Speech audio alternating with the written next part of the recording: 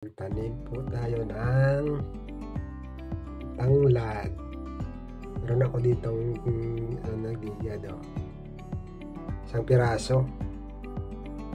Atin ilalagay.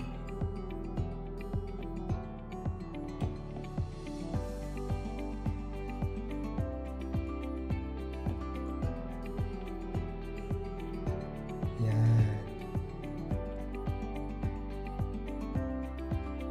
Manure naman to yung lupa.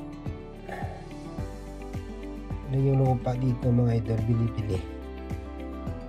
Ito mga po.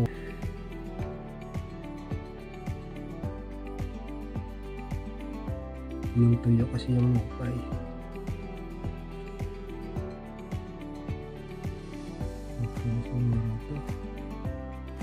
Try lang ito mga idol.